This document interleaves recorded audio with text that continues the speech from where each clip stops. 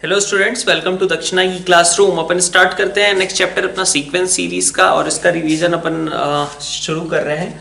तो theory part में देखिए, सबसे पहले तो हम स्टार्ट करेंगे इसकी समेशन की प्रॉपर्टीज के साथ। समेशन की प्रॉपर्टीज में अगर हम देखें तो सबसे पहली प्रॉपर्टी क्या होती है कि समेशन ओवर, अगर मान लीजिए आपके पास कोई कांस्टेंट कहा गया है तो इसका मतलब क्या होगा, एन ए के बराबर होगा, मतलब एन टाइम्स ए।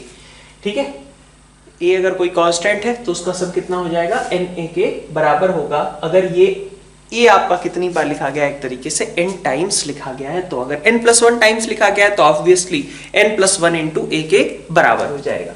ठीक है, सेकेंड है आपके पास कि अगर मान लीजिए summation f of r plus g of r है। ठीक है, r आपकी वेरिंग क्वांटिटी है, r इज इक्वल टू मान लीजिए 1 से n ऐसा दिया गया है, तो हम क्या करते हैं, समेशन को सम पे डिस्ट्रीब्यूट किया जा सकता है। Summation over F R plus summation over G R, यहाँ बीच में सम का साइन था तो आपने इस तरीके से डिस्ट्रीब्यूट कर दिया, r इज इक्वल टू 1 से लेके n तक। थर्ड है कि अगर मान लीजिए F R into G R आता है, r इज इक्वल टू 1 से लेके n तक, तब आप इस तरीके से डिस्ट्रीब्यूशन नहीं कर सकते। मतलब सम पे तो ये समेशन वाला सिंबल जो है डिस्ट्रीब्यूट हो गया था, बट प्रोडक्ट पे हम ऐसा नहीं कर सकते कि this is equal to summation F R into summation G R, ऐसा नहीं कर सकते। ठीक है, और फोर्थ इंपॉर्टेंट चीज ये थी कि समेशन ओवर एफ आर, अगर आर आपका ए से लेकर के बी तक वेरी करता है तो this will be same as F of A plus B minus R, बिल्कुल डेफिनेट इंटीग्रेशन की तरह ही, R is equal to A से बी। ठीक है, डेफिनेट इंटीग्रेशन में भी आपने इस तरीके की प्रॉपर्टी पढ़ी होगी, लिमिट्स को सेम रखते हुए आप केवल x की जगह पे a plus B minus X रख देते थे। ठीक है, तो ये आपकी समेशन की ओवरऑल कहा जाए तो इंपॉर्टेंट अगर एक तरीके से प्रॉपर्टीज हैं, है ना। और इससे रिलेटेड मैं आपको एक आध क्वेश्चन से समझा देता हूं। जैसे मान लीजिए कि आपको fx या फिर fr दिया गया है, आपके पास एक क्वेश्चन ले लेते हैं हम, sine R X cos N minus R X. ठीक है, ये मान लीजिए आपका क्वेश्चन है और r आपका वेरी कर रहा है कहां से कहां तक, 0 से लेकर के n-1 तक। ठीक है, 0 से लेकर के n-1 तक वेरी कर रहा है। तो हमें क्या दिख रहा है कि अगर मैं, ठीक है, r की जगह n-r(x) रख दूं, r की जगह पे n-r रख दूं, ठीक है, तो कुछ उसी तरीके का एक फॉर्मूला सा बन जाएगा ना, sign A cos B plus cos A sine B, ऐसा कुछ बन जाएगा। लेकिन उसके लिए जरूरी क्या था कि हम r को n-r से रिप्लेस करें, लेकिन मेरे पास एक दिक्कत है।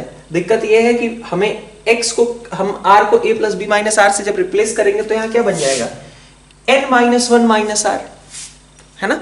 a प्लस बी हमारा तो n-1 है, जबकि हम चाहते हैं कि ये n के बराबर रहता। तो हम क्या कर सकते हैं, हम इसमें r इक्वल टू 1 से स्टार्ट करेंगे n-1 तक। अब जुगाड़ हो गया इन दोनों का सम n बनाने का। उसके साथ में बचा हुआ है आपके पास sine R X into cos over n minus R X. ठीक है, ये आपके पास है, r इज इक्वल टू 1 से लेकर के n-1 तक।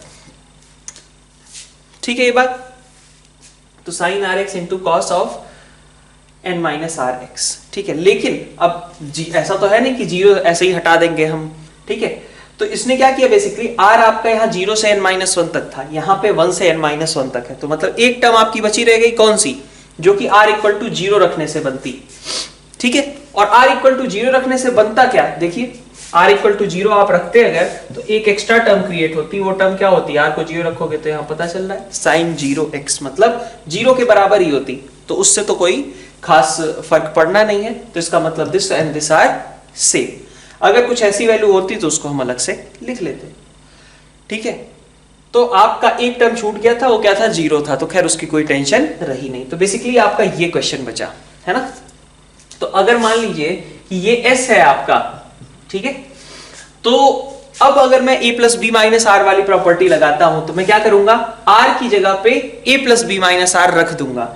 मतलब r की जगह पे आप क्या रखोगे, a प्लस बी n हो गया माइनस आर रख दोगे। ठीक है, तो r को सब्स्टिट्यूट कर दोगे आप n माइनस आर से, लेकिन ध्यान रहे लिमिट्स कोई चेंज नहीं होगी, लिमिट्स जैसे पहले लिखी गई थी वैसे ही अभी भी लिखी जाएगी। r आपका 1 से n तक है, साइन के साथ आपने लिख लिया n minus r into x, और इंटू यहां पे आपके पास बचेगा cos rx। ये बात ठीक है। अगर दोनों का आप सम कर दो तब आपके पास sin a cos b cos a sin b वाली सिचुएशन बन रही है। तो this s is same as this. अब इन दोनों को अगर आपने ऐड कर लिया तो आपको क्या मिल जाएगा, 2s is equal to summation over sin rx cos n minus rx, ठीक है, plus cos rx sin n minus r into x, ये बन जाएगा। तो ये आपका समेशन एज इट इज, यहां से आ गया आपका इन दोनों एंगल्स का सम, जो कि कितना है sin nx है, ठीक है। r कहां से कहां तक वेरी कर रहा है, 1 से n माइनस 1 तक है, सॉरी, ठीक है, 1 से लेके n माइनस 1 तक। तो अगर आपने सम किया तो आपको अब दिख रहा है कि भाई वेरिंग क्वांटिटी तो r थी, लेकिन यहां पे समेशन किस पे हो रहा है, n पे हो रहा है, ठीक है, मतलब सॉरी वेरिंग क्वांटिटी r थी, लेकिन यहां टर्म जो है वो किसका है, n का है, तो वो तो कांस्टेंट रहने वाला है भाई, वेरी क्या करेगा, r। तो दैट मींस कि ये हर बार sin nx plus sin nx sin nx sin nx इन्हीं सबका एडिशन आप कर रहे हैं, कितनी बार कर रहे हैं, n माइनस 1 टाइम्स। तो this is equal to n minus 1 sin nx, और ये तो आपका 2s था, तो s के लिए आप क्या करोगे, 2 से डिवाइड कर दोगे। तो अगर कहीं भी आपको ऐसा लगे कि r को a plus B minus r type का कुछ इंटरचेंज करने से कुछ फॉर्मूला बन रहा है ना, कुछ ऐसी चीज बन जा रही है जो ऑलरेडी नोन हो जिसका समेशन, या फिर जैसे यहाँ पे हुआ कि हमने s लिखा और फिर उसी को चेंज करके लिखा, दोनों का जब एडिशन किया तो आपकी एक नोन चीज बन गई, ठीक है। तो ऐसा अगर रहे तो आप इस प्रॉपर्टी का यूज कर सकते हैं। नेक्स्ट स्टार्ट करते हैं अपन अर्थमेटिक प्रोग्रेशन, ठीक है, एपी के बारे में बात कर रहे हैं। तो एपी में आपको जैसे क्या क्या चीजें पता होती हैं, अगर कोई सीरीज है उसका फर्स्ट टर्म आपका a है, कॉमन डिफरेंस d है, तो उसके लिए आपको tn का फॉर्मूला पता होता है कि tn आपका कितना होता है, a प्लस n minus 1 into D, nth term निकालने के लिए यूज किया जा सकता है। Sn आपके पास होता है n/2, ठीक है, n/2 a प्लस l जो कि लास्ट टर्म है आपका, ठीक है, या फिर इसी को आप लिख देते हो n/2 2a plus n minus 1 into d, ठीक है, ये दोनों आपके फॉर्मूले रहते हैं।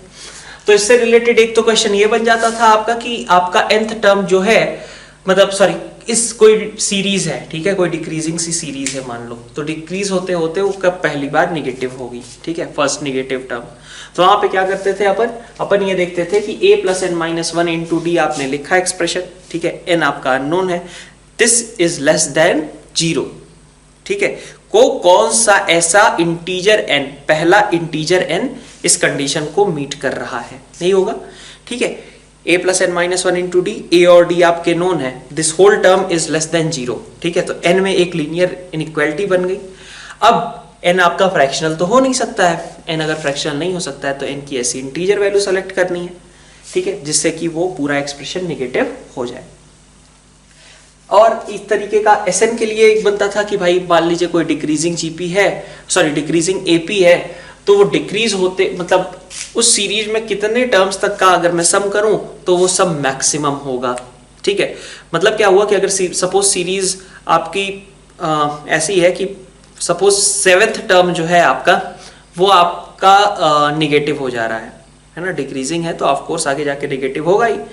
तो 7th टर्म जो है अगर निगेटिव हुआ तो पहले जो 6 टर्म्स हैं उनका जब हम सम करेंगे तो वो मैक्सिमम आएगा, ठीक है। तो ये क्वेश्चन भी खुद में ऐसा ही है कि अगर मान लीजिए डिक्रीजिंग टाइप की एपी है तो आपको ये देखना पड़ेगा कि भाई निगेटिव टर्म पहली बार कहां पे क्रिएट हो रहा है, ठीक है, उससे जस्ट पहले तक का हम सम कर लेंगे, ठीक है ये बात,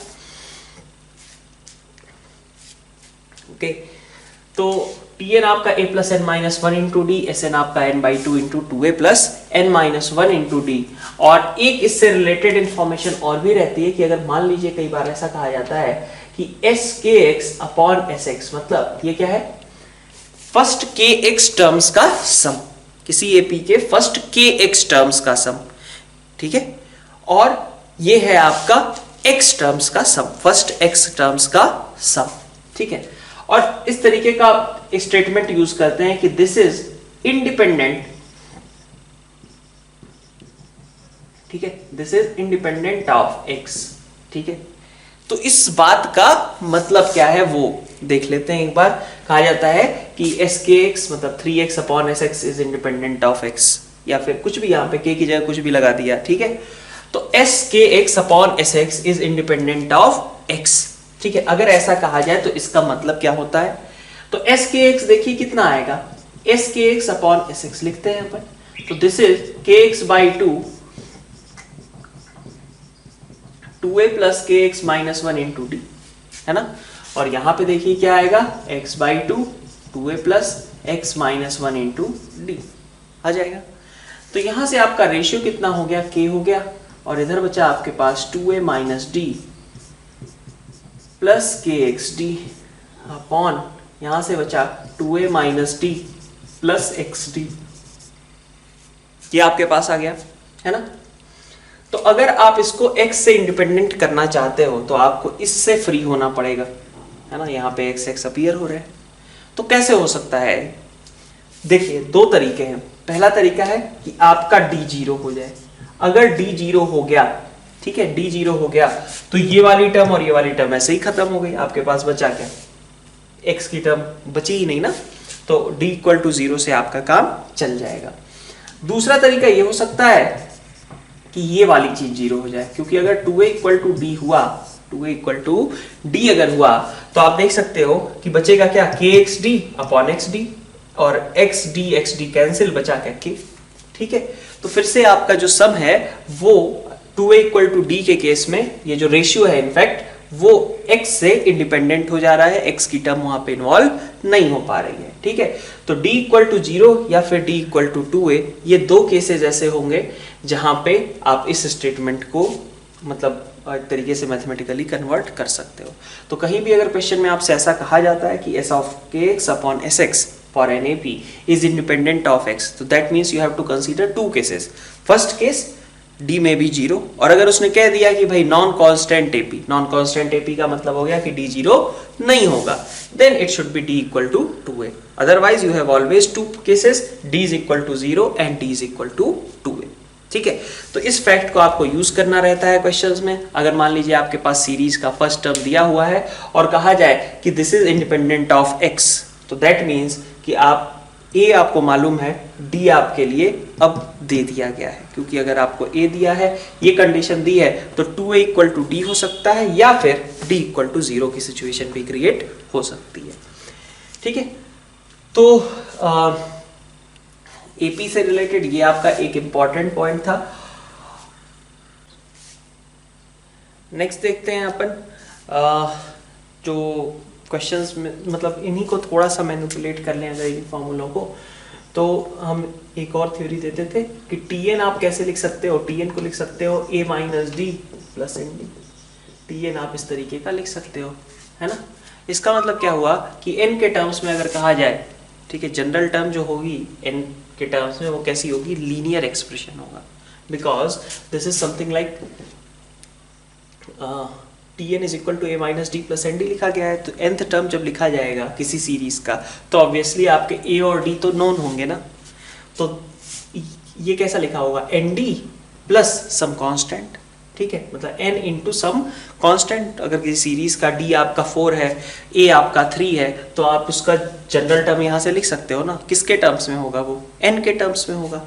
तो अगर n के टर्म्स में एक लीनियर पॉलिनोमियल लिखा हुआ है, n के टर्म्स में अगर एक लीनियर पॉलिनोमियल लिखा हुआ है, तो वो लीनियर पॉलिनोमियल क्या रिप्रेजेंट कर रहा है कि वो जो सीरीज थी वो सीरीज कैसी थी, AP के टर्म्स को कंटेन करती थी, AP के टर्म्स को लेकर के एक सीरीज बनाई गई थी, ठीक है।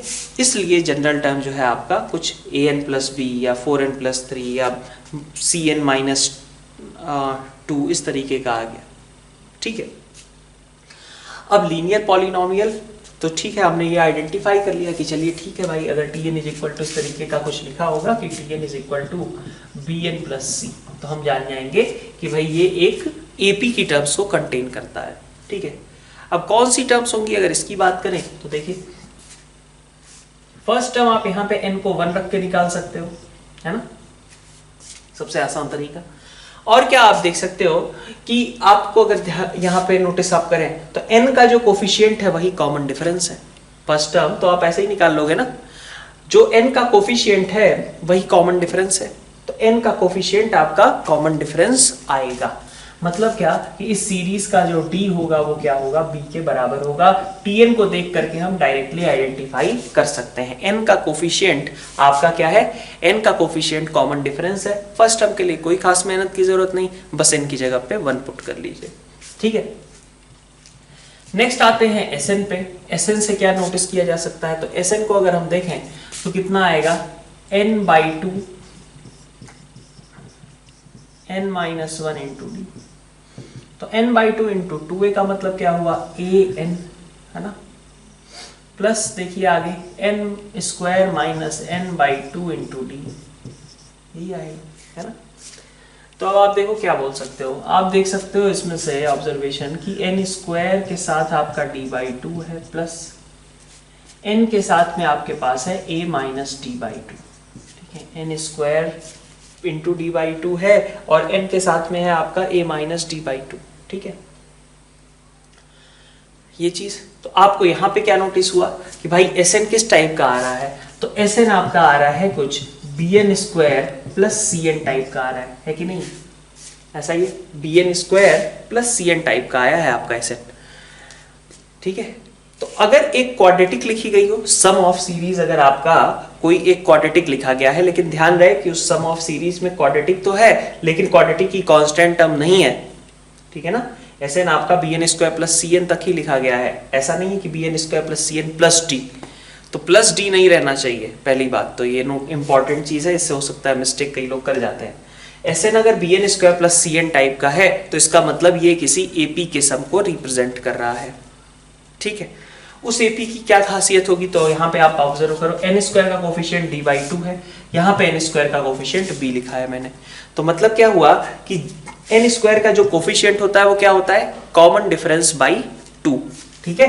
तो आपको ये याद रखना है यहाँ पे, जैसे आपने यहाँ पे कहा कि n का कोफिशिएंट कॉमन डिफरेंस होता है, वैसे ही आप यहाँ पे कहोगे कि n² का जो कोफिशिएंट है, ठीक है, वो d/2 होता है, ठीक है। सबसे पहली चीज ये कि n² का जो कोफिशिएंट है वो क्या होता है, कॉमन डिफरेंस बाई 2 होता है। और फर्स्ट टर्म कौन निकालता है, जब n को 1 रख दें तो s1 भाई फर्स्ट टर्म तक का सम फर्स्ट टर्म ही होगा ना, तो s1 is equal to t1 is equal to b plus c, ठीक है। तो दो चीज यहाँ पे नोटिस करने की है, एक जनरल टर्म के केस में अगर हम देखें तो सिंपल पॉलिनोमियल बनेगा, लीनियर पॉलिनोमियल, जिसमें n का जो कोफिशिएंट होगा वही आपका कॉमन डिफरेंस होगा। और जब आप Sn की बात करोगे तो n² का जो कोफिशिएंट है वो कॉमन डिफरेंस बाई 2 हो जाएगा, ठीक है। और फर्स्ट टर्म आपकी क्या होगी, n को 1 रख करके आप यहाँ से आइडेंटिफाई कर सकते हो, ठीक है। एक इंपॉर्टेंट क्वेश्चन आपसे पूछा जाता है नंबर ऑफ कॉमन टर्म से रिलेटेड, ठीक है, कि कोई दो एपीज दी हुई हैं अलग अलग और उनमें आपके पास कॉमन टर्म्स कितने होंगे, मतलब कितने ऐसे नंबर्स होंगे जो फर्स्ट वाले में भी आ रहे होंगे और सेकंड वाली एपी में भी आ रहे होंगे। तो इस तरीके के क्वेश्चंस करने के लिए अपन क्या करते हैं, हमेशा आप क्या जाओ कि फर्स्ट कॉमन टर्म आप आइडेंटिफाई करो, ठीक है। वो आपको बस कैलकुलेट मतलब देख करके काउंट करके आप हो सकता है कि पहले 4-4 5-5 टर्म्स देखोगे तो कुछ ना कुछ टर्म आपको कॉमन मिल जाती है कई बार इस तरीके के क्वेश्चंस में, ठीक है। तो कॉमन टर्म्स के लिए होता ही है कि फर्स्ट कॉमन टर्म आप आइडेंटिफाई करो, ठीक है, कि पहली कॉमन टर्म कौन सी आएगी, है ना। और पहली कॉमन टर्म आइडेंटिफाई करने के बाद वो कॉमन टर्म्स कितने इंटरवल में रिपीट होंगी, तो LCM of d1 and d2 जो कॉमन टर्म्स होंगे वो भी अपने आप में एक एपी बनाएंगे। उसकी फर्स्ट टर्म आपको दोनों सीरीज के कुछ टर्म्स लिख करके आपको फाइंड आउट करनी पड़ेगी, ठीक है। फर्स्ट टर्म आपने उसकी निकाल ली, जब एक बार आपने फर्स्ट टर्म निकाल लिया तो नेक्स्ट चीज आपको क्या ध्यान देना है कि आपका जो कॉमन टर्म्स की जो एपी बनने वाली है उस एपी का कॉमन डिफरेंस कितना होगा, ठीक है। तो कॉमन डिफरेंस कितना होगा, LCM of d1 and d2, जो आपकी पहली सीरीज का कॉमन डिफरेंस था, दूसरी सीरीज का कॉमन डिफरेंस था, उन दोनों कॉमन डिफरेंसेस का जो आपका एलसीएम होगा वही आपका रिजल्ट होगा, मतलब वही आपका कॉमन डिफरेंस आएगा, ठीक है बात। इस चीज को लेकर के अपन मतलब ये तो खैर कॉमन टर्म्स हो गए, जनरल टर्म की बात कर ली, एसएन की बात कर ली, फर्स्ट नेगेटिव टर्म का क्या इंपैक्ट होता है उसकी बात कर ली, है ना। एसएन और टीएन के कोफिशिएंट्स का क्या ऑब्जर्वेशन हो सकता है उसकी बात कर ली हमने। नेक्स्ट अपन आते हैं अर्थमेटिक मीन पे, ठीक है। तो एक चीज होती है arithmetic mean. Arithmetic mean of two number से simply a plus B by 2, और arithmetic mean of n numbers is simply a1 plus a2 up to an upon n। मतलब सिंपली अर्थमेटिक मीन क्या होता है, एवरेज होता है। ठीक है, अर्थमेटिक मीन क्या होता है, एवरेज होता है। और अर्थमेटिक मीन्स, अब दूसरी बात कर रहे हैं कि जब हमारे पास ऐसा कहा जाता है कि इंसर्शन ऑफ, ठीक है, insertion of n AMs between a and b, दो नंबर्स a और b के बीच में आपको n AM इंट्रोड्यूस करने हैं, जब आपको ये कहा जाता है तो इसका इंपैक्ट क्या होगा। ठीक है, तो अब ये मतलब इस तरीके की चीज नहीं है। पहले क्या था कि आप अर्थमेटिक मीन का मतलब सिंपली मैंने कह दिया एवरेज। ठीक है, कि उन सभी का आपने एडिशन किया, divided by number of terms will give you arithmetic mean. लेकिन जब आप इंसर्शन ऑफ n AMs करते हो between two numbers a and b, तो उसका मतलब होता है a, a1, a2, a3 up to an और उसके बाद b। ठीक है, तो a से b के बीच में आपने n नंबर्स को इंट्रोड्यूस किया। जब आपने n नंबर्स को इंट्रोड्यूस किया तो आपका टारगेट क्या होता है, बस दिमाग में इतनी सी चीज रखिए इस टॉपिक के अंदर, ठीक है, इंसर्शन ऑफ n AMs के अंदर, कि इससे आप एक AP बनाना चाहते हो। आप चाहते हो कि a और b के बीच में मैं n टर्म्स ऐसे डाल दूं कि रिजल्टिंग सीरीज मुझे एक AP दिखे। ठीक है, बस इतना। तो a और b के बीच में आपने n टर्म्स डाल दिए और आपका टारगेट क्या है कि रिजल्टिंग सीरीज एक AP दिखनी चाहिए। तो ये AP कब दिखेगी, तो उसके लिए हमें देखना पड़ेगा कि ये कितने मतलब कॉमन डिफरेंसेस वगैरह उस AP के ऑब्जर्व करने चाहिए हमें। तो हम देख सकते हैं कि हमारे पास कितनी टर्म्स हैं इस पूरी सीरीज में, n+2 टर्म्स हैं। n तो हमने इंट्रोड्यूस किए, a और b तो पहले से दिए हुए थे। तो अगर एक AP हम बनाना चाहते हैं तो उस AP का फर्स्ट टर्म a होगा और कॉमन जो n+2th टर्म है, ठीक है, tn+2 जो है वो आपका कितना होगा, b के बराबर होगा। ठीक है,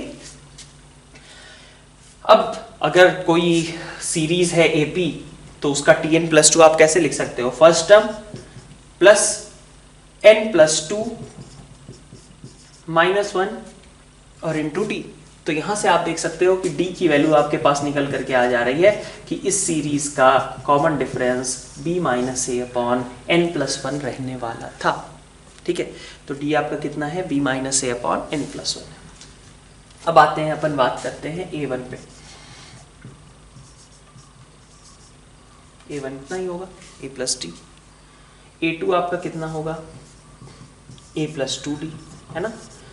तो इसके बेसिस पे मैं क्या बोल सकता हूं कि इस सीरीज का अगर आप कुछ भी k टर्म लिखना चाहते हो, मतलब kth AM लिखना चाहते हो, तो kth AM कितना आएगा, a2 था तो 2d, a1 था तो 1d, तो ak रहेगा तो a + kd, है ना। तो इसका मतलब आपका kth AM कितना है, kth AM आपने जो इंट्रोड्यूस किया k × b - a upon n+1, ठीक है, इसके बराबर है। ठीक है, ओके, तो इस तरीके से आप इसकी टर्म निकाल सकते हो। कुछ भी आपको दिया गया, आपको बस ये याद रखना है कि आपकी फर्स्ट टर्म है, ये आपकी लास्ट टर्म है, बीच में आप कुछ नंबर ऑफ टर्म्स इंट्रोड्यूस कर रहे हो जो कि पूरी सीरीज को मिला करके एक AP बना दे। ठीक है, तो ये आपके पास रहता है।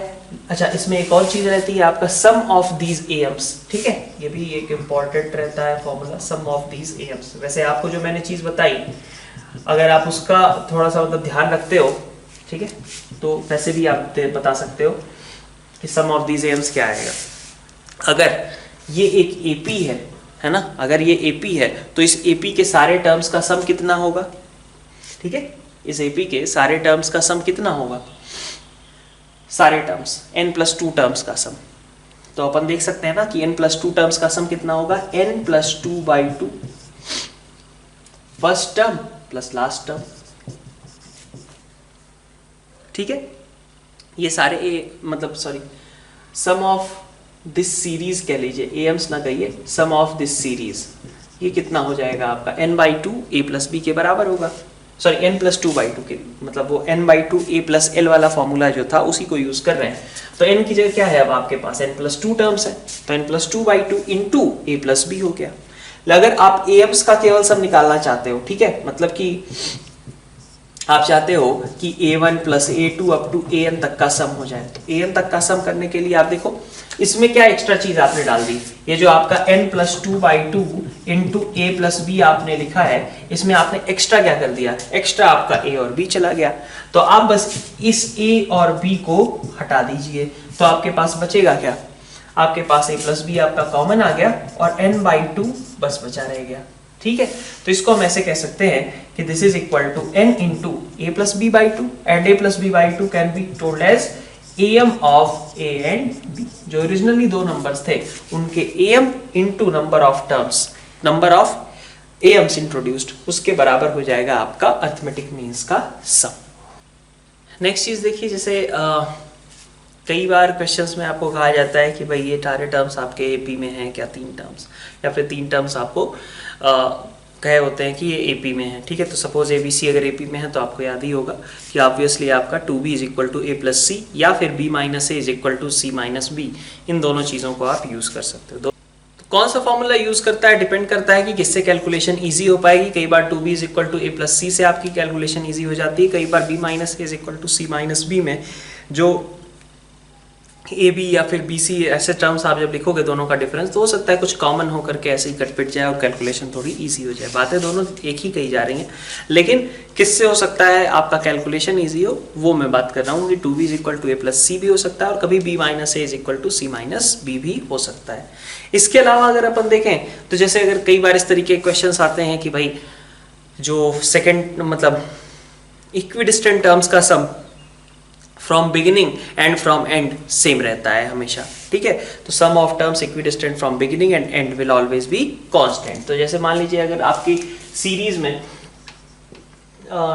24 टर्म्स हैं तो a1 और a24 का सम a7 और a18 के बराबर होगा और इसी तरीके से a2 और a23 के बराबर होगा।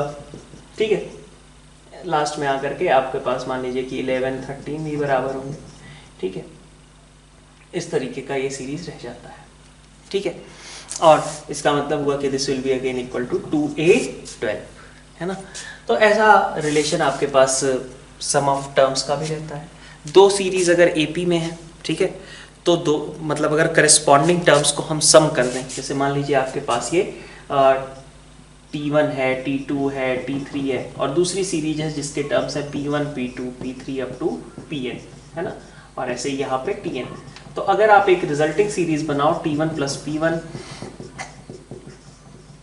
ठीक है, Tn प्लस Pn तक के, तो जो रिजल्टिंग सीरीज बनेगी ये भी एक एपी होगी जिसका कॉमन डिफरेंस कितना होगा, इसके और इसके कॉमन डिफरेंसेस का सम होगा। ठीक है, अगर इसका कॉमन डिफरेंस D1 है, इसका कॉमन डिफरेंस D2 है, तो ये जो सीरीज बनी है उसका कॉमन डिफरेंस होगा D1 प्लस D2 के बराबर। ठीक है, और भी अपन कुछ चीज़ें, ठीक है, ये तो आपका रिलेटेड रहा, मतलब सारी इंपॉर्टेंट चीज़ें, बाकी मेनली क्वेश्चंस ही हैं। और देखा जाए तो सीक्वेंस सीरीज से बहुत टफ क्वेश्चंस आते भी नहीं, आसानी क्वेश्चंस पूछे जाते हैं, आप कर सकते हो। ठीक है, तो ईपी से रिलेटेड तो ये सारी इन्फॉर्मेशंस रहीं। जीपी पे आते हैं अपन। जीपी में क्या कहा जाता है, जीपी में कहा जाता है कि आपके पास अगर कोई सीरीज इस तरीके की है a are square up to ARn-1, ठीक है ना, तो r जो है कॉमन रेशियो हो जाएगा और फिर हम बोलेंगे कि nth टर्म क्या था आपका a इंटू आर की पावर n-1। ठीक है, Sn को क्या बोलते हैं यहाँ पे, a इंटू 1 माइनस आर की power n upon 1 minus r. ठीक है, और अगर आपका r 1 के बराबर है तो केस अलग हो जाता है। ठीक है, ये अगर r नॉट इक्वल टू 1 है तब ऐसा था, और अगर r इक्वल टू 1 है तो Sn आपका कितना हो जाएगा, मतलब हर एक टर्म कितनी हो जाएगी, a, तो इसलिए Na के बराबर हो जाएगा। तो r इक्वल टू 1 यहाँ पे नहीं रख सकते क्योंकि ये डिनोमिनेटर को 0 कर देता है। ओके, तो जीपी के लिए ये आपके सबसे पहले दो फॉर्मूले हो गए। अब इसमें जैसे उस तरीके की चीज़ें नहीं है, जैसे हमने कोफिशिएंट्स के बेसिस पे बता दिया था, ठीक है, कि सम Sn आपका अगर n स्क्वायर का जो कोफिशिएंट है वो d/2 के बराबर होगा और Tn में n का कोफिशिएंट जो है वो आपका कॉमन डिफरेंस ही होगा। वैसा यहाँ पे कुछ खास नहीं है, यहाँ पे यही दो मेन चीज़ें हैं। इसके अलावा आ जाती है आपकी इनफाइनाइट जीपी, और इनफाइनाइट जीपी के लिए रिक्वायरमेंट रहती है ये AR स्क्वायर करके अगर इनफाइनाइट तक है तो इसका मतलब या इसके सम का मीनिंग तभी केवल एग्जिस्ट करेगा जब आपका r, ठीक है, mod of r in fact less than 1 हो। अगर आपका mod of r less than 1 है तो a upon 1 minus r will be your sum. ठीक है, अब इसमें कई बार होता है कि आप क्वेश्चन मतलब कौन से टर्म्स एज्यूम करोगे। अच्छा, एपी में भी हमारी ये बात रह गई कि अगर मान लीजिए आपको 4 टर्म्स एपी में लेने हैं, 5 टर्म्स एपी में लेने हैं, तो किस तरीके से लें।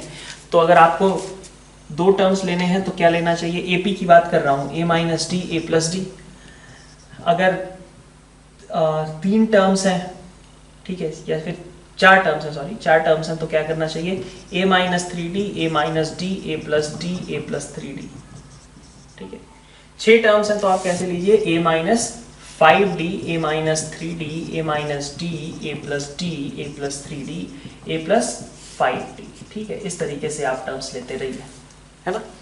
तो आपका कॉमन डिफरेंस ऐसा नहीं है कि कॉमन डिफरेंस आपका d हो गया, नहीं, कॉमन डिफरेंस इस केस में कितना है, 2d के बराबर है। ये चीज ध्यान रहनी चाहिए, इससे भी रिलेटेड मिस्टेक हो जाती है, अपन d की वैल्यू निकालते हैं और वही मार्क कर देते हैं, जबकि आंसर क्या होना था कॉमन डिफरेंस के लिए, 2d होना था। ठीक है, और इसी तरीके से जब आप हालांकि ऑड नंबर ऑफ टर्म्स लेते हो तो वो आसान है ज्यादा, A minus D A plus D.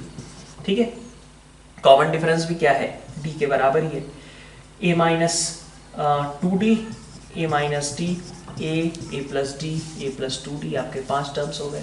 ठीक है, और ऐसे ही करके ए minus 3d A plus 3d बढ़ा दोगे तो 7 टर्म्स हो जाएंगे। तो ऐसे करके आप वहाँ पे भी कंसीडर कर सकते हो। जब जीपी के लिए इसी की बात करें, ठीक है, जीपी में अगर आपको 3 टर्म्स जीपी में लेने हैं तो कैसे लेने चाहिए, ए बाई आर ए और ए आर, बिल्कुल इसी की तरह, ए बाई आर ए और ए आर। ठीक है, A by R square A by R A R A are square. ठीक, ठीक है, और आप ऐसा भी कर सकते हो, ए बाई आर स्क्वायर, मतलब अगर आपके पास 4 टर्म्स लेने हैं, है ना, या 2 टर्म्स लेने हैं तो कैसे लें, तो 2 टर्म्स लेने हैं तो आप ऐसे कर लो, ए बाई आर ए आर। ठीक है, अब यहाँ पे 3d था, वैसे यहाँ पे डाल दो आप दूसरे केस में, ए बाई आर क्यूब, है ना, ए बाई आर ए आर और ए आर क्यूब। ध्यान रहे, जैसे यहाँ पे इवन नंबर ऑफ टर्म्स लेते थे तो 2d होता था आपका कॉमन डिफरेंस, वैसे ही यहाँ पे आपका आर स्क्वायर है कॉमन रेशियो। ठीक है, 3 टर्म्स अगर जीपी में है, 3 टर्म्स या फिर 3 से ज्यादा टर्म्स अगर जीपी में है, तो कई बार ये फायदेमंद रहेगा कि आप उसको ए और आर के टर्म्स में कर लो कन्वर्ट, सो दैट कि आपके नंबर ऑफ वेरिएबल्स रिड्यूस हो जाए। ठीक है, तो कई बार ये भी कहा जाता है कि if this are in GP then कौन सा ऑप्शन के टर्म्स जो हैं वो जीपी में होंगे, तो उनमें भी आप क्या करिए, ऑप्शंस जो हैं आपके, उन ऑप्शंस को आप ए और आर के टर्म्स में कन्वर्ट कर लीजिए। अगर नेक्स्ट पॉइंट देखें तो ए बी सी अगर आपके एपी में है, ए बी सी डी अगर एपी में है, तो आप यूज़ क्या कर सकते हो कि मिडिल टर्म, जैसे ए बी सी अगर एपी में है तो b square is equal to a c use कर लेते हो। ठीक है, अगर 3 से ज़्यादा है तो आप क्या यूज़ करो, आप हमेशा वही बात फिर से ए और आर में कन्वर्ट करके देखोगे, आपके लिए ज़्यादा आसान रहेगा। ठीक है, आप बहुत सारे टर्म्स के बीच का रिलेशन देखना है कि whether this term lie in GP और नॉट, तो उसके लिए भी आपके लिए कई बार आसान रहेगा कि आप ए और आर में पूरे टर्म्स को कन्वर्ट कर लें, वो ज़्यादा इजी पड़ सकता है आपके लिए। ठीक है, तो ये एक जीपी से रिलेटेड इंफॉर्मेशन रही, और इससे रिलेटेड आपके पास क्वेश्चन आते हैं, जैसे ये इस तरीके का क्वेश्चन आता है कि आपको सम करना है 7 + 77 + 777, है ना, इस तरीके का। तो इसमें क्या करिए, आप इसको 9 में बदलने का ट्राई कीजिए। 9 में कैसे बदलेंगे, जैसे 7/9 आपने बाहर निकाल लिया, 7 बाहर निकाला इनफैक्ट सबसे पहले, तो आपके पास 1 + 11, ठीक है, 111, और ऐसे करके आपके पास लास्ट में 111 रिटर्न n टाइम्स आ गया, है ना। बाई 9 अगर आप लगा दें तो इट विल बी 9 + 99 + 999, है ना, और ऐसे ही करते करते 999 रिटर्न n टाइम्स।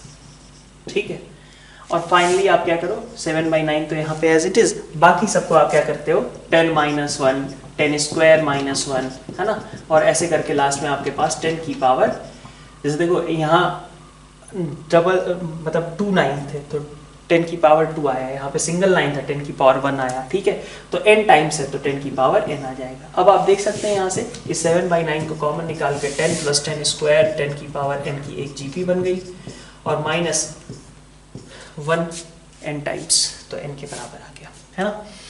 और इसी तरीके का एक क्वेश्चन और रहता था आपके पास प्राइम और कंपोजिट वाला, जो कि हम आगे रिवीजन मॉड्यूल में डिस्कस करेंगे इसको। ठीक है, नेक्स्ट अपन देखते हैं और भी इस तरीके का। हाँ, जैसे हम एपी में कहते थे प्रॉपर्टीज में कि भाई sum of terms equidistant from beginning and end will be same, वैसे यहाँ पे हम बोल देंगे कि product of terms equidistant from beginning and end will be same. तो तो यहाँ पे आपका आ जाएगा जैसे A1 into A24 first term और 24 टर्म का प्रोडक्ट A2 इंटू A23 के बराबर होगा, इज इक्वल टू यही A7 इंटू A18 के भी बराबर होगा, A11 इंटू A14 के भी बराबर होगा, और लास्ट में ये जैसे वहाँ 2A12 लिखा था वैसे ही ये A12 के बराबर हो जाएगा। सॉरी, A1 इंटू A24 है ना, तो A12 इंटू A13 इसके बराबर हो जाएगा। ठीक है, अगर यही नंबर ऑफ टर्म्स आपके मतलब ऐसा रहे A1 A23 रहे तो that will be equal to A2 A22। ठीक है, ध्यान रहे क्या रहा है, इन दोनों का सम आपका हमेशा फिक्स है ना। ये चीज़ ऑब्जर्व हो अगर किसी क्वेश्चन में तो आपको समझ में आना चाहिए किस तरीके की प्रॉपर्टी लग सकती है। ठीक है, फ्रॉम स्टार्टिंग फ्रॉम एंड वाला A3 A21 और इसी तरीके से लास्ट में A12 इंटू A12 हो जाएगा। ठीक, ये चीज़ रहेगी। और एक और कॉमन सी बात रहती है कि अगर आपके A1 A2 A3 AN ये सब GP में हैं तो उनके जो लॉग्स होंगे log A1 log A2 log AN ये सभी क्या होंगे आपके AP में एग्जिस्ट करेंगे। ठीक है, तो ये आपके लिए चीज़ें हो गई जो कि GP की प्रॉपर्टीज से रिलेटेड होती हैं। ठीक है, अब अपन एक सिंगल GM वाली टर्म इंट्रोड्यूस कर देते हैं कि ज्योमेट्रिक मीन क्या होता है। तो ज्योमेट्रिक मीन आपका क्या होता है, ज्योमेट्रिक मीन्स नहीं है, ज्योमेट्रिक मीन है।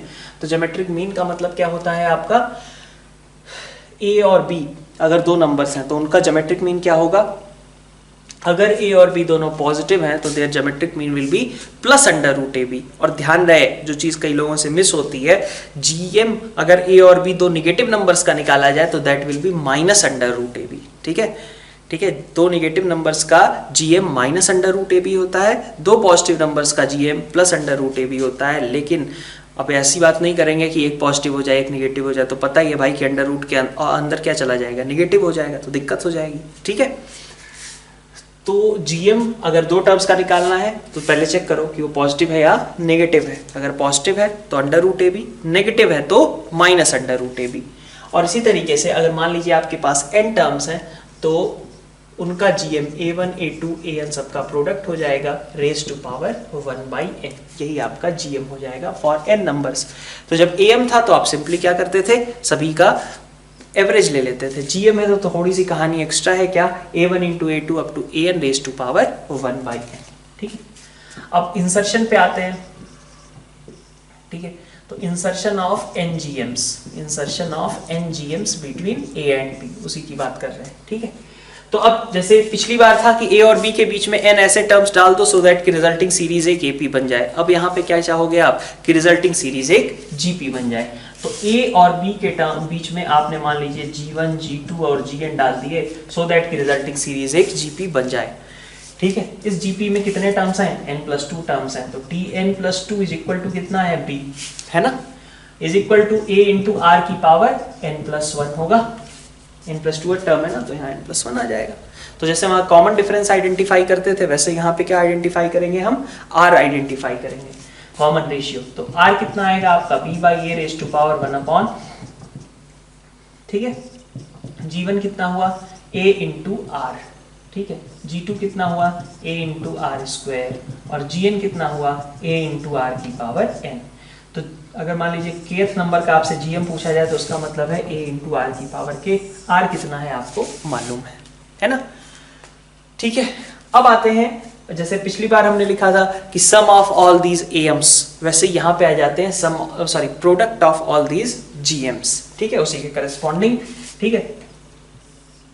तो प्रोडक्ट की बात अगर हम करें तो प्रोडक्ट में देखिए क्या आएगा, प्रोडक्ट ऑफ GMs कितना होगा, तो आप देखो ये G1 से लेके Gn तक का प्रोडक्ट करना है, कितना आएगा, A n बार R की पावर में 1 + 2 अप टू n, ठीक है। तो दिस इज A की पावर n R की पावर n n+1/2 होगा, ठीक है। तो अब आप देखिए इसको भी आप कैसे लिख सकते हो, R की पावर 1 से लेकर के n तक का, ठीक है। R की जगह पे हम B/A की पावर 1/n+1 रख देते हैं, तो दिस विल बी A की पावर n, R की जगह पे आपने ये रख दिया। R की पावर में n+1/2 अगर आप करेंगे तो B/A की पावर में n/2, तो दिस इज A की पावर n/2 B की पावर n/2, ठीक है, ऐसा बन जाएगा। और इसको फर्दर कैसे लिखा जा सकता है? इसको फर्दर लिखा जा सकता है अंडर रूट ए बी और रेज टू पावर एन। मतलब पिछली बार अगर आप देखो तो सम क्या था, n into am of a and b। यहां पे क्या है, product gm of a and b raise to power n। तो किसके बराबर हो गया ये? gm of a and b raise to power n के बराबर हो गया। नेक्स्ट अपन देखते हैं एक बार को AGP का प्रोसेस। AGP आपका क्या होता है, जिसमें कि आपके पास एक किसी सीरीज में आपके टर्म्स जो हैं वो AP में हो और उस मतलब बल्कि ऐसे कहिए आपकी एक AP के टर्म्स और GP के टर्म्स को अगर हम 1 to 1 मल्टीप्लाई कर लें, ठीक है, तो जो रिजल्टिंग सीरीज होगी वो क्या होती है आपकी एक AGP होती है। मतलब अगर आपके पास A है, A प्लस D है, A प्लस 2D है ना, ऐसे करके एक AP है और एक GP है बी आर स्क्वायर, ठीक है। तो करस्पॉन्डिंग टर्म्स को आपने मल्टीप्लाई कर दिया, फर्स्ट को करस्पॉन्डिंग का मतलब फर्स्ट को फर्स्ट से, ठीक है, सेकंड को सेकंड से, थर्ड को थर्ड से। तो ये जो सीरीज आएगी वो क्या हो जाती है आपकी एक AGP हो जाती है, ठीक है। और AGP को सॉल्व करने का प्रोसेस क्या होता है, तो AGP को सॉल्व करने के लिए अपन क्या करते हैं, आप देखते हो कि जो GP इन्वॉल्व है उसका कॉमन रेशियो क्या है, ठीक है। अच्छा, कई बार ऐसा भी हो सकता है, पहले मैं इसकी बात कर लेता हूँ, जो GP इन्वॉल्व है उसका कॉमन रेशियो क्या है, उस कॉमन रेशियो से आप मल्टीप्लाई करते हो, एक टर्म शिफ्ट करके लिखते हो और डिफरेंस ले लेते हो। जैसे कि अगर आपके पास दिया गया है 1 into 3 plus 2 into 3 square plus 3 into 3 cube up to मान लीजिए कि दिया गया 100 इंटू 3 की पावर में 100, ठीक है। तो आप क्या करेंगे, आप देखेंगे कि भाई इसमें AP क्या है, GP क्या है। AP आपके पास है 1 2 3 ऐसे करके 100 तक, और GP आपकी क्या है 3 3 स्क्वायर 3 क्यूब ये सब। तो जो GP इन्वॉल्व है उसका कॉमन रेशियो कितना है 3, तो आप 3 से इसको मल्टीप्लाई कर दो और एक टर्म शिफ्ट करके लिख दो 1 into 3 square plus 2 into 3 cube up to इसी तरीके से यहाँ पे कितना आ जाएगा 99 इंटू 3 की पावर 100 प्लस 100 इंटू 3 की पावर 101, ठीक है। अब आप इसका ले लो डिफरेंस, तो डिफरेंस लिया तो -2s आ गया is equal to 1 into 3 plus 1 into 3 square 1 into 3 cube और अप टू 1 इंटू 3 की पावर 100 माइनस आपके पास आ जाएगा 100 इंटू 3 की पावर 101। अब इतने जो टर्म्स हैं आपके पास वो सभी कैसे हैं, GP में हैं। इस GP वाले टर्म्स का आप सम कर लीजिए, ठीक है, ओके। और ये चीज़ का ध्यान रखना कि जो रिजल्टिंग सीरीज आ रही है उसमें GP कहाँ से कहाँ तक है, ठीक है। कई बार हो सकता है कि फर्स्ट टर्म और लास्ट टर्म को छोड़ के बीच वाली टर्म्स केवल GP में हो, ये भी हो सकता है। कभी फर्स्ट टर्म नहीं है लेकिन बाकी सब GP में है, ऐसा भी हो सकता है। तो उसका थोड़ा सा ध्यान देना। कई बार ऐसा भी होता है कि आपका ये जो टर्म लिखा हुआ है ना, ये 1 2 3, ठीक है, ये सिंपल AP ना रहे, ठीक है। सिंपल AP रहने की जगह पे ऐसा हो जाए, मान लीजिए कि 1 फिर आ जाए आपका 3 फिर आ जाए आपका 6 फिर आ जाए आपका 10, ठीक है, ऐसा करके। और इनटू आपका वैसा ही 1 into 3 plus 3 into 3 square plus 6 into 3 cube plus 10 into 3 की पावर 4, इस तरीके का आपके पास मान लीजिए सीरीज आ जाए, ठीक है। तो आप देखेंगे 1 3 6 10 तो AP में है नहीं, लेकिन तब भी प्रोसेस वैसा ही होगा, AGP जैसा ही होगा, क्योंकि 1 3 6 10 का जब आप डिफरेंस लिखोगे, ठीक है, आप देखो 1 3 6 10 इनके जब डिफरेंसेस देखोगे तो 2 यहाँ पे 3 यहाँ पे 4, मतलब सिर्फ डिफरेंसेस भी कैसे आ गए आपके AP में आ गए। तो अगर डिफरेंसेस भी आपके AP में आ जाए तो भी आपको क्या करना है, इसी मेथड से जाना है। बस ये हो जाएगा कि आपको 2 बार यही प्रोसेस करना पड़ेगा। जैसे यहाँ पे आपने एक बार शिफ्ट करके लिखा तो आपके पास रिजल्टिंग सीरीज GP आ गई, ठीक है। यहाँ पे क्या होगा, जब आप पहली बार लिखोगे, ठीक है, शिफ्ट करके और डिफरेंस लोगे तो आपको AGP प्रॉपर मिलेगी। अभी तो AGP है ही नहीं, तो पहली बार AGP आपको मिलेगी, ठीक है। और उस पे जब आप फिर से वही प्रोसेस रिपीट करोगे तब आप यहाँ तक का रिजल्ट लेकर के आ पाओगे, ठीक है। तो अगर मान लीजिए कुछ ऐसा रहे ना कि मान लीजिए आप इन टर्म्स को लिख रहे हो, ठीक है, ये टर्म्स आपकी डायरेक्टली AP में नहीं दिखाई दे रही, तो आपको ये भी देख लेना चाहिए कि हो सकता है कि एक से ज़्यादा बार यही प्रोसेस करके आप उस तरीके का एक्सप्रेशन क्रिएट कर सकते हो या नहीं कर सकते हो, ठीक है। तो AGP में आपका ओवरऑल यही एक मेथड है, बस यही है कि आप कहाँ कहाँ पे AGP अप्लाई करेंगे और एक से ज़्यादा बार भी आप अप्लाई कर सकते हैं, ठीक है। उससे भी हो सकता है कि काम आपका बन जाए, ओके। नेक्स्ट अपन स्टार्ट करते हैं एचपी। एचपी में देखिए क्या है कि आपको ज़्यादातर चीज़ें तो एचपी की एपी में बदल करके ही समझ में आती हैं कि एचपी एक ऐसी सीरीज है जिसके सारे टर्म्स का रेसिप्रोकल अगर लिख दिया जाए तो एक एपी बन जाएगी, यही रहता है। ठीक है, तो ज़्यादातर क्वेश्चंस तो आप इसके कैसे करते हो, हर एक क्वेश्चन मतलब मैक्सिमम टाइम्स आप सीधा सीधा ये कहते हो कि भाई इसके रेसिप्रोकल में कौन कौन से टर्म्स हैं और उनका फिर देखते हो कि उस एपी के अकॉर्डिंग क्वेश्चन को कैसे यूज़ किया जा सकता है ना। तो एचपी में एज सच देखा जाए तो थ्योरी के नाम पे एचपी का सबसे पहले तो जनरल टर्म या फिर आपका सम ऐसा कुछ है नहीं। ठीक है, आपको क्या करना पड़ सकता है एचपी से रिलेटेड, एचपी को डेडिकेटेड चीज़ जो है वो क्या है कि एचपी के जो टर्म्स होते हैं उनका जो डिफरेंस होता है और जो उनका प्रोडक्ट होता है उनको आपस में कोरिलेट आप हमेशा कर सकते हो। मैं क्या कहना चाह रहा हूँ कि अगर एचपी के आपके पास कुछ टर्म्स दिए गए हैं तो उन टर्म्स के डिफरेंस को उनके प्रोडक्ट से कोरिलेट आप कर सकते हो। कैसे करोगे, तो जैसे देखो अगर मान लीजिए आपसे कहा जाए कि H1, H2, H3 है ना, ये सभी आपके HP में है, मान लीजिए HN तक। ठीक है, ये आपके HP बना रहे हैं। ठीक है, तो इनके जो डिफरेंसेस होंगे, सॉरी इनके जो रेसिप्रोकल्स होंगे वो तो AP बनाएंगे। बात यहाँ भी AP से ही प्रोसीड होगी, लेकिन आपको ये चीज़ एक याद रखनी चाहिए जो आप डायरेक्ट रिजल्ट में यूज कर पाओ। तो देखो 1/H1, 1/H2, 1/H3 और 1/HN ये सभी क्या बना लेंगे, आपका AP बनाएंगे। ठीक है, AP बन गई। ठीक है, अब अगर यहाँ देखें तो 1/H2 माइनस 1/H1 कितना होगा, D के बराबर होगा। और इसका मतलब हुआ कि H1 माइनस H2 आपका कितना है, D इंटू H1H2 के बराबर है। ठीक है, फिर इसी तरीके से आप देखो 1/H2 minus 1/H3 is equal to D है, तो आप लिख सकते हो ना H3 1/H3 माइनस 1/H2। ठीक है ना, तो ये क्या बना लेगा H2 minus H3 is equal to D into H2 H3। तो देख रहे हो क्या कि with help of this D we can correlate H2 minus H3 to their product. ठीक है, और इसी तरीके से अगर मान लीजिए आगे जाकर के हम कहीं कहें कि 1/H5 माइनस 1 मतलब और भी ज्यादा ले लो 1/H15, ठीक है, माइनस 1/H7, तो कितना आएगा, 8D आएगा, होगा ना। 1/H15 और H7 तो डिफरेंस कितना आएगा, 8D आएगा। तो आप लिख सकते हो H7 minus H15 is equal to D into 8D into H15 into H7। तो इस तरीके से आप इनको आपस में कोरिलेट कर सकते हो। तो इसका क्या हो सकता है, आप ऐसे लिख लीजिए कि मान लीजिए H जनरलाइजेशन अगर करें तो HN1 माइनस HN2 अगर लिखना है, ठीक है, तो this can be written as N2 minus N1 into D। ठीक है, N2 minus N1 into D। ठीक है, N2 पहले आएगा, N1 बाद में आएगा, और इंटू आपका दोनों का प्रोडक्ट मतलब HN1 इंटू HN2। ठीक है, तो आप इस तरीके से इसको आपस में कोरिलेट कर सकते हो। ठीक है, तो HP को डेडिकेटेड सिर्फ यही एक पॉइंट है। ठीक है, बाकी फिर हम आ जाएंगे HM पे।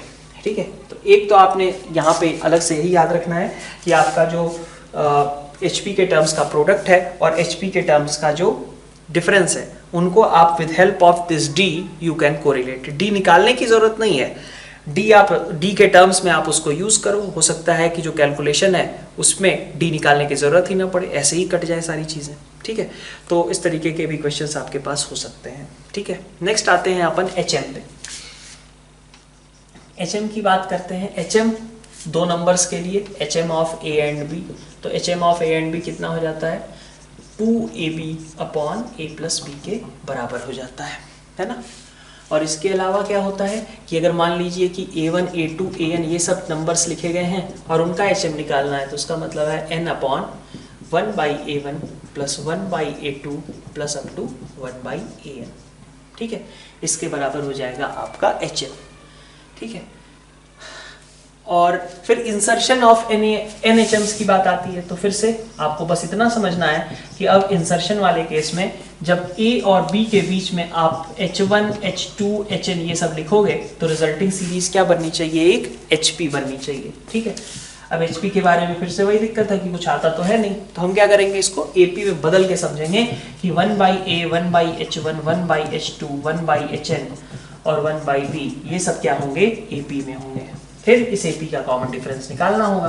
तो 1/b is equal to 1/a plus n+1 into d. ठीक है, n+2 टर्म्स है तो यहाँ पे n+1 लगा दिया, तो इस d की वैल्यू आ गई आपके पास 1/b minus 1/a upon n+1। ठीक है, ये आपका कॉमन डिफरेंस हो जाएगा। अब आप अगर आपको d पता है तो आप 1/h1 को बोल सकते हो कि 1/h1 कितना होगा, 1/a प्लस d के बराबर होगा। और सिमिलरली 1/h के कितना होगा, a प्लस के डी, सॉरी 1/a प्लस के डी के बराबर होगा। ठीक है, इसको आप यूटिलाइज कर सकते हो। ठीक है, तो insertion of n HMs between a and b आप इस तरीके से यूज कर सकते हैं। अब इसके भी जैसे पिछली बार था कि जो n AMs आपने इंट्रोड्यूस किए उनका सम निकाल लिया, n GMs इंट्रोड्यूस किए उनका प्रोडक्ट निकाल लिया। यहाँ पे n HMs इंट्रोड्यूस कर रहे हैं, ना तो उसका सम हम डिफाइन करेंगे और ना ही कोई प्रोडक्ट डिफाइन करेंगे। जब जरूरत रहेगी तो अपन देखेंगे और निकालेंगे मैनुअली कैलकुलेट करके एडिशन या प्रोडक्ट जो भी निकालना होगा। नेक्स्ट अपन कुछ और भी सीरीज की बात कर लेते हैं। जैसे मान लीजिए कि आपके पास अगर जो टर्म्स लिखी गई हैं वो डायरेक्टली आपकी AP में नहीं है ना, GP में भी नहीं है, HP में भी नहीं है, उनके कॉमन डिफरेंसेस निकाले, अभी भी कुछ नहीं समझ में आया, लेकिन फिर से जब कॉमन डिफरेंस निकाले तो वो EP में आ गए या फिर वो GP में आ गए। तो ऐसे केस में क्या करें, इसको हम यहाँ पे डिस्कस करने वाले हैं।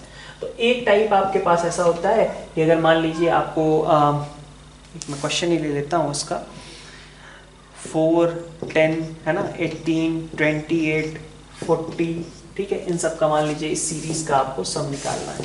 ठीक है, जनरल टर्म निकालनी है, ठीक है, और सम निकालना है। तो क्या करें, आप डिफरेंसेस लिखते जाओ जरा। देखो 6, फिर 8, फिर आपके पास है 10, फिर आपके पास है 12। ठीक है, ये अभी भी आपका AP बन गया है वैसे। फिर आप देखो 2, 2, 2 ऐसा बन गया है ना। तो जब पहली बार आपका कॉमन डिफरेंस मतलब सेम आने लगे, जैसे पहले ये आपके फर्स्ट डिफरेंसेस हैं, ये फर्स्ट डिफरेंस है। फर्स्ट डिफरेंस आपका कैसा आया, AP में आया। सेकंड डिफरेंस आपका कैसा हो गया, कांस्टेंट हो गया। ठीक है, तो सेकंड कॉमन डिफरेंसेस अगर आपके कांस्टेंट आ गए, या फिर थर्ड कॉमन डिफरेंसेस आपके कांस्टेंट आ गए, या फिर कभी भी आकर के आपके पास एक डिफरेंसेस ने AP बनाई, और उसके बाद वाले स्टेप्स में ऑब्वियसली क्या होगा कि आपके जो डिफरेंसेस होंगे वो कैसे हो जाएंगे, कांस्टेंट हो जाएंगे। ठीक है, तो ये कांस्टेंट डिफरेंस जब आ गया तो वहां तक रुक गए अपन ऐसे ही। ठीक है, और फिर हमने क्या किया कि इसके लिए TN और SN लिखा। बहुत शॉर्टकट वे में आप लिख सकते हो। कैसे लिखोगे, बस आप इसको यूज करो, इसको यूज करो और इसको यूज करो, बस 3 चीजों को। तो इसका TN आप लिखोगे कैसे, देखो TN लिखोगे 4 + 6 इंटू n-1 अपॉन 1 फैक्टोरियल। ठीक है, पहला 4, फिर उसके बाद का 6 इंटू n-1 अपॉन 1 फैक्टोरियल लगा दो, प्लस फिर उसके बाद क्या है 2 है, उसमें क्या करो n-1 n-2 अपॉन 2 फैक्टोरियल लगा दो। ठीक है, मतलब यहाँ पे जो टर्म है उसको एज इट इज लिख दो, प्लस यहाँ पे जो टर्म है उसमें n-1/1 फैक्टोरियल लगा दो, यहाँ पे जो टर्म है उसमें n-1 n-2 अपॉन 2 फैक्टोरियल लगा दो। इसके बाद अगर भी कुछ होता तो आप क्या लगते, n-1 n-2 into n-3 upon 3 factorial से उसको भी मल्टीप्लाई कर देते। ये आपके पास TN आ गया आपका। ठीक है, ये आपका TN है। और SN भी ऐसे ही आसान है। SN में भी कुछ नहीं करना है आपको, बस क्या करना है, n बढ़ाते जाइए। ठीक है, तो 4n बढ़ाइए और नीचे 1 फैक्टोरियल, जितने n रहेंगे उतना फैक्टोरियल रहेगा। तो यहाँ पे भी आप n बढ़ाइए, n-1 2n है ना, तो यहाँ 2 फैक्टोरियल कर दीजिए। फिर यहाँ पे n-1 n-2 तो 3n है ना, तो नीचे आप 3 फैक्टोरियल कर दीजिए, यही आपका SN हो जाएगा। ठीक है, तो TN ये है, SN आपके पास इसके बराबर होगा। ठीक है, तो ऐसा नहीं है कि यहाँ पे जरूरी है कि बस सेकंड स्टेप में ही आपने कांस्टेंट डिफरेंस पा लिया है। आपका ज़्यादा भी स्टेप लगे कोई दिक्कत की बात नहीं है, प्रोसेस ऐसा ही होगा। ठीक है, तो दिस इज समथिंग लाइक कि अगर आपने A1 A2 A3 है ना AN तक लिख रखा है, तो आपने डिफरेंसेस निकाले, यहाँ B1 आया, मान लीजिए यहाँ B2 आया, यहाँ पे B3 आया, ठीक है, B4 आया, फिर आपने निकाला, अभी नहीं कुछ समझ में आया आपको, फिर आपने C1 निकाला, C2 निकाला, C3 निकाला, अभी भी कुछ नहीं समझ में आया। फिर इसके बाद जब आपने किया तो मान लीजिए D1 D2 ऐसे ही आपका मान लीजिए B5 भी ले लेता हूँ मैं, सो C4 आ जाए और यहाँ पे D4 आ जाए। तो ये जो टर्म्स आए अब आपके पास, मान लीजिए यहाँ पे जाके आपके पास कांस्टेंट डिफरेंस बन गया, D1 D2 D3 मान लीजिए आपके पास कॉमन मतलब कांस्टेंट डिफरेंस आ गया। यहाँ पे सब चीजें d1 d2 d3 जो है कांस्टेंट है। तो ऐसे में आपको क्या करना है, यूज करना है इसका इसका इसका और इसका, ठीक है। तो Tn आपके पास क्या होगा, Tn आपके पास होगा a1 plus b1 into n minus one upon 1 factorial कर देंगे। c1 के साथ आप लगा देंगे n minus one n minus two upon 2 factorial लगा देंगे, ठीक है। इसी तरीके से d1 के साथ आप लगा देंगे n minus one n minus two n minus three upon 3 factorial, है ना। और Tn की कहानी यहाँ पे रुक जाएगी। अब आप Sn पे बात करोगे तो Sn में क्या आएगा, a1 into n upon 1 factorial, b1 into n minus one upon 2 factorial plus c1 into n minus one n minus two upon 3 factorial और प्लस d1 के साथ भी n जब लगाओगे तो n minus one n minus two n minus three upon 4 factorial, यही आपका result हो जाएगा, ठीक है। तो ये आपका टाइप 1 रहा। टाइप 2 अपन देखते हैं, जबकि आपके पास डिफरेंसेस आपने निकाले, ठीक है, ऐसे ही बार बार, और वो डिफरेंस आपके जीपी में आ गए, तब क्या होगा। तो नेक्स्ट देख लीजिए आप टाइप 2 को।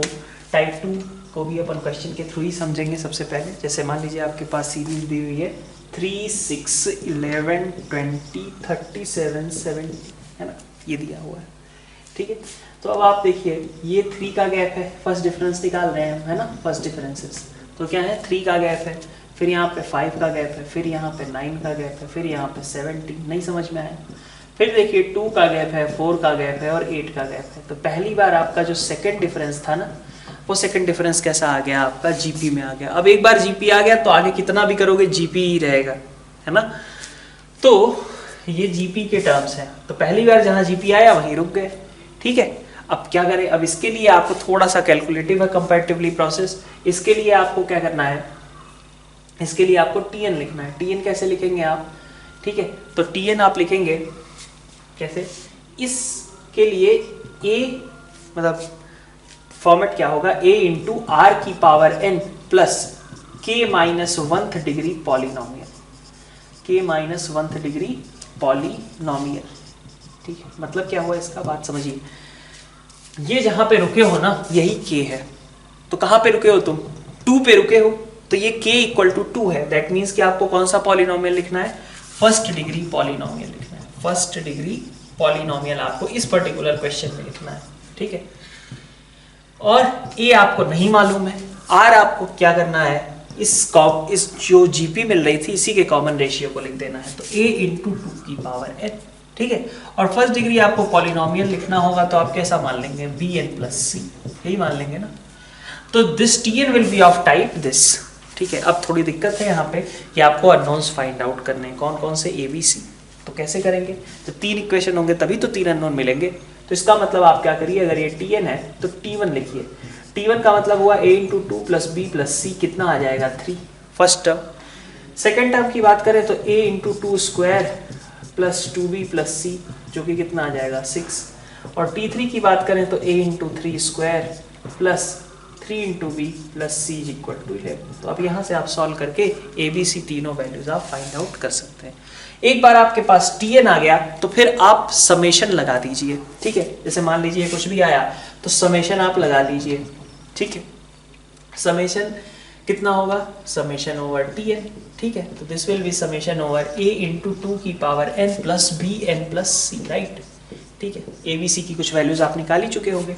तो कितना आ जाएगा, देखिए a इंटू, ये तो कांस्टेंट है 2 की power n plus b into summation, यहाँ पे भी डिस्ट्रीब्यूट होगा, है ना, और समेशन ओवर c, ऐसा हो जाएगा, ठीक है। तो 2 की पावर n का समेशन क्या हुआ, अब इसमें भी कई लोग कंफ्यूज रहते हैं। 5 की पावर n दिख गया तो समझ ही नहीं आता भाई कौन सी सीरीज बन गई है। तो थोड़ी देर के लिए अगर कोई सीरीज में नहीं समझ में आ रहा है तो तुम n इक्वल टू 1, 2, 3 ऐसे रख के टर्म्स तो लिखो कि क्या क्या टर्म्स वहां पे क्रिएट होंगे, उसके बाद आइडेंटिफाई करने की कोशिश करो, हो सकता है वहां से कुछ चीजें आसान हो जाए। तो अगर आप 2 की पावर n देख रहे हो तो यहाँ पे क्या बनेगा, 2 की पावर 1, 2 की पावर 2, 2 की पावर 3, 2 की पावर 4, इन्हीं सब का सम करना है ना। और ये सब तो जीपी है, तो सिंपल सी बात है कि इसी तरीके का आपको कुछ और भी दिया जा सकता है। आपका जो एजीपी होता है ना, उसको ऐसा लिखा जा सकता है कि भाई summation over an square plus bn plus c into r की पावर n, ऐसा कुछ लिख दिया गया, ठीक है। तो उसमें घबराना नहीं है, उसमें अपने को ये समझना है कि ये एजीपी के ही प्रोसेस से होगा। एजीपी ये हो सकता है कि 2 बार अप्लाई करनी पड़े, ये हो सकता है, ठीक है। लेकिन इस तरीके का भी अगर दिया हुआ है तो इस केस में भी आपकी एजीपी से ही सवाल सॉल्व होगा और प्रोसेस वैसा ही आप जाएंगे, ठीक है। तो उसमें घबराने की जरूरत नहीं है कि हमारे पास क्या ही लिख दिया गया, ठीक। तो यहाँ पे a इंटू इस जीपी का आप सम कर लेना। जीपी का सम कितना आ जाएगा, 2 की power n plus 1 minus 1 upon 2 minus 1 plus b summation over n तो आता ही है nn प्लस 1 बाई 2 और प्लस cn, ठीक है, क्योंकि समेशन ओवर c है कांस्टेंट, तो कांस्टेंट का सम cn के बराबर हो जाएगा। तो ये आपका sn और मतलब यहाँ से एसेट निकल आएगा। एक और चीज जो स्टार्टिंग में ही हमें कवर कर लेनी चाहिए थी, रह गई है, वो क्या है कि एसएन अगर मान लीजिए आपका दिया हुआ है कुछ, ठीक है, किसी भी चीज के लिए दिया है, हमें नहीं पता कि कौन सी सीरीज है, तो एसएन अगर आपका कुछ दिया हुआ है तो एसएन से आप टीएन कैसे निकालते हैं, एसएन माइनस 1, ये आपका क्या दे देता है, टीएन की वैल्यू दे देता है, ठीक है। और S1 जो होता है वो अगर देखें तो वो सीधा T1 का काम कर देता है, ओके, ठीक है। इतनी बात। अब एक दो चीजें और भी रहती हैं छोटी छोटी सी, जो कि आप फ्रीक्वेंटली यूज करते हो कि समेशन n प्लस 1 बाई 2 के बराबर होता है। समेशन n स्क्वायर कितना होता है, मतलब 1 से लेकर के रहना चाहिए, ये ध्यान रहे। ऐसा नहीं कि 7 स्क्वायर से 11 स्क्वायर तक का सम करना है तो भी हमने वही फॉर्मूला यूज कर दिया, नहीं। समेशन ओवर n स्क्वायर का मतलब है कि इट स्टार्ट्स फ्रॉम 1, तो 1 square plus 2 square plus 3 square up to n square रहता है जब, तो आंसर कितना आता है nn plus 1 2n plus 1 by 6, ठीक है। और समेशन ओवर n क्यूब इसी तरीके से कितना आता है, समेशन ओवर n का होल स्क्वायर, ठीक है, समेशन ओवर n का होल स्क्वायर। इससे रिलेटेड आप एक और चीज ऑब्जर्व कर सकते हो, इसको भी मैं लिख ही लेता हूं, n स्क्वायर n प्लस 1 का होल स्क्वायर बाई 4, ठीक है, ठीक है। तो इससे रिलेटेड आप एक पैटर्न ऑब्जर्व कर सकते हो। देखो जब समेशन ओवर n किया आपने तो n स्क्वायर की टर्म बनी और उस n स्क्वायर का कोफिशिएंट, लीडिंग कोफिशिएंट कितना आया 1/2। जब आपने समेशन ओवर n स्क्वायर किया तो आपके पास कौन सी डिग्री की टर्म बनी, क्यूबिक बनी, और लीडिंग कोफिशिएंट मतलब n क्यूब का कोफिशिएंट कितना आएगा 2/6 1/3 आएगा, ठीक है। पैटर्न समझना, n क्यूब की बात करी तो आपका जो समेशन बना कौन सी डिग्री का बना, 4th, ठीक है। लीडिंग कोफिशिएंट कितना आया 1/4। तो इससे रिलेटेड क्वेश्चन आप लिमिट्स वगैरह में भी यूज कर सकते हो आसानी से, आपके लिए कई बार इजी हो जाएगा अगर आप इस फैक्ट को देख लें कि समेशन ओवर n की पावर x, ठीक है, जब आप ये करोगे, x ऑफ कोर्स आपका कोई पॉजिटिव इंटीजर है तभी हम ये सब बातें कर रहे हैं, तो आपके पास क्या बनेगा, एग्जैक्ट हम फॉर्मूला नहीं लिख रहे हैं बट हम ये कह सकते हैं कि x plus 1th degree polynomial बनेगा, ठीक है। और लीडिंग कोफिशिएंट क्या होगा उसका, लीडिंग कोफिशिएंट होगा 1/x प्लस 1, ठीक है। तो लिमिट एक्सटेंडिंग टू इंफिनिटी है ना, और इस तरीके का आपके पास क्वेश्चन रहे तो वहां पे इसका यूज किया जा सकता है dominating term infinity by infinity वाले कंसेप्ट के अंदर, ठीक है, जहां लीडिंग कोफिशिएंट का रेशियो आप सीधा आंसर में लिख देते हो, ठीक है। तो वहां पे इसका कंसेप्ट का यूज कर सकते हैं, ओके। तो यहाँ पे आज का लेक्चर अपन एंड करते हैं, नेक्स्ट लेक्चर में फिर से मिलते हैं। Thank you all. Hello students, welcome to Dakshina e classroom. अपन स्टार्ट कर रहे हैं अपना नेक्स्ट पोर्शन जो सीक्वेंस सीरीज से रिलेटेड था। मैक्सिमम देखा जाए तो हमने बहुत सारे simple series AP GP HP वगैरह देख लिया था, AGP की भी बात कर ली थी और समेशन के जो फॉर्मूले होते हैं उनकी भी बात कर ली है, ठीक है।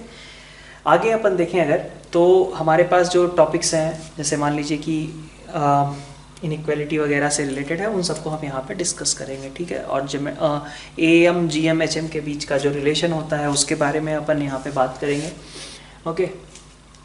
इन सब के पहले मैं आपको एक छोटा सा पॉइंट वैसे हाईलाइट कर देता हूँ। चीज़ तो वैसे FOM की है बट यहाँ पे फिर से हम बात कर लेते हैं। जैसे मान लीजिए आपसे कहा जाता है कि x minus 1 x minus 2 up to x minus 100 है, ठीक है, और इसमें आपको निकालना है x की पावर 99 x की पावर 98 का कोफिशिएंट मान लीजिए फाइंड आउट करना है, ठीक है। x minus 1 x minus 2 x minus 3 up to x minus 100 है ऐसा। तो अब कैसे करेंगे, तो यहाँ पे हम यूज़ करेंगे थ्योरी ऑफ इक्वेशन का, क्योंकि ये 100th डिग्री की पॉलिनोमियल है। 100 डिग्री की पॉलिनोमियल में अगर देखा जाए तो x की पावर 99 क्या कर रहा होगा, तो x की पावर 99 आपके सम ऑफ रूट्स को रिप्रेजेंट कर रहा होगा। x की पावर 99 का कोफिशिएंट जो होगा वो सम ऑफ रूट से कोरिलेटेड होगा ना। तो आप देख सकते हो कि मान लिया मैंने कि उस sum of coefficient suppose a है, तो a क्या होगा, a होगा आपका minus sum of roots. Theory of equation लगा रहे हैं तो ध्यान रहे नेगेटिव तो आ ही जाएगा, तो माइनस सम ऑफ रूट्स के बराबर। तो माइनस सम ऑफ रूट्स का मतलब क्या है, उस पॉलिनोमियल के रूट्स कैसे पता चलेंगे, तो लिखे तो हुए हैं 1 2 100 यही सब है ना, तो इसका मतलब कि सम ऑफ रूट्स कितना हो जाएगा 1 + 2 अप टू 100। ठीक है, यहाँ से आप उनका सम निकाल लीजिए, ये आपके पास हो गया सम, मतलब x की पावर 99 का कोफिशिएंट। x की पावर 98 की बात करें तो वो थ्योरी ऑफ इक्वेशन से क्या होगा, वो हो जाएगा आपका पेयर वाइज प्रोडक्ट्स। ठीक है, तो x की पावर 98 के कोफिशिएंट को अगर मैंने b मान लिया तो this will be positive sign के साथ आएगा sum of pairwise products. ठीक है, पेयर वाइज प्रोडक्ट। तो पेयर वाइज प्रोडक्ट का सम कैसे निकालेंगे, मतलब यहाँ पे आपका है 1 × 2 1 × 3 1 × 4 अप टू 1 × 100। ठीक है, फिर आपके पास आएगा 2 × 3 + 2 × 4 अप टू 2 × 100, और ऐसे ही करते करते लास्ट में आपके पास बचेगा 99 × 100। इन सब का आपको सम फाइंड आउट करना है ना, तो इनका सम आप कैसे फाइंड आउट करोगे, तो इनका सम फाइंड आउट करने का तरीका, मतलब यहाँ से हम सीरीज नहीं बनाने लग जाएंगे, अपन यूज करेंगे फंडामेंटल्स वाली चीज़। फंडामेंटल्स में हमने ये पढ़ रखा था कि अगर आप जैसे मान लीजिए x1 + x2 + x3 है ना, xn, इनका होल स्क्वायर करते हो तो इससे क्या टर्म्स बनती हैं, इससे टर्म्स बनती हैं आपकी x1² x2² up to xn² plus 2 times pairwise products, 2 times summation of pairwise product, यही बनता है ना। आप देखो x1 + x2 + x3 का होल स्क्वायर करते हैं तो इंडिविजुअल स्क्वायर्स आते हैं, plus 2 times x1 x2 + x2 x3 + x3 x1। आप x1 + x2 + xn का करोगे तो भी उसी तरीके का रिजल्ट आएगा। तो this can be written as summation over xi का whole square is equal to individual squares का सम और प्लस 2 टाइम्स पेयर वाइज। ठीक है ना, तो समेशन ओवर xi का मतलब क्या होगा, समेशन ओवर xi मतलब 1 से लेके 100 तक, तो 1 से लेकर के 1 2 3 अप टू 100 तक का सम कर लिया आपने, का स्क्वायर कर दिया इज इक्वल टू 1² + 2² + 100² तक का कर लिया, और प्लस 2 टाइम्स ये जो आपको निकालना है। ठीक है, तो आप इसका सम निकाल सकते हो। ठीक है, माइनस ये कर दिया डिवाइडेड बाई 2 कर दिया, तो यहाँ से आप पेयर वाइज प्रोडक्ट्स भी आप फाइंड आउट कर सकते हैं। ठीक है, ठीक है, तो ये तो खैर FOM से था। यहाँ पे चूंकि एक सीरीज के फॉर्म में भी इस तरीके का क्वेश्चन आपसे पूछा जा सकता है, इसलिए हमने इसको यहाँ पे कवर कर लिया है। ठीक है, थ्योरी ऑफ इक्वेशन FOM इसी से रिलेटेड है वैसे। ठीक है, नेक्स्ट बात करते हैं हम एक और प्रॉपर्टी की जो AM और HM से रिलेटेड होती है।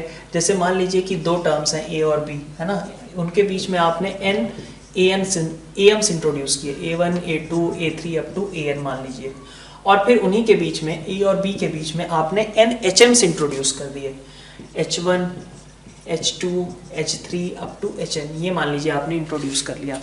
ठीक है, तो अब इससे क्या होगा आपका, जब आप कोई सा भी AM उठाओ, ठीक है, और N - R + 1th HM उठा लो, मतलब क्या हुआ कि rth AM और एंड से rth HM, इसका मतलब क्या है, एंड से rth HM।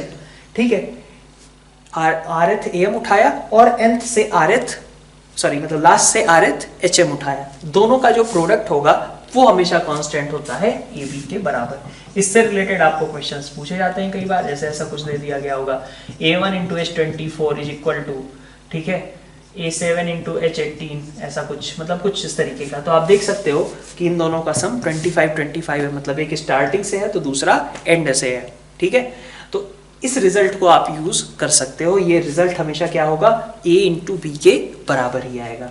ठीक है, तो ये AM और HM को इनफैक्ट को रिलेट करते हुए एक रिलेशन हो गया। ठीक है, जब 2 नंबर्स के बीच में, है ना, 2 नंबर्स के बीच में आपने एक AM इंट्रोड्यूस किया, अगली बार आपने GM इंट्रोड्यूस किया और अगली बार आपने HM इंट्रोड्यूस किया, तो फिर क्या होता है, जो AM GM और HM आते हैं वो तीनों कैसे होते हैं, आपस में AP में होते हैं। तो A G and H, sorry AP बोल दिया शायद मैंने, RM GP, ये किस में होते हैं, GP में होते हैं। AM आपका कितना है, A + B/2, GM कितना है, √AB, HM कितना है, 2AB/A + B। तो आप देख सकते हो वहां से कि A G and H are in GP। So g square is equal to h. लेकिन ध्यान रहे ये सिर्फ 2 नंबर्स के लिए होता है, 2 से ज़्यादा नंबर्स के लिए नहीं, कि हमारे पास 2 से ज़्यादा नंबर्स हैं और फिर भी हम ये प्रॉपर्टी यूज़ कर लें, तब ऐसा नहीं होगा।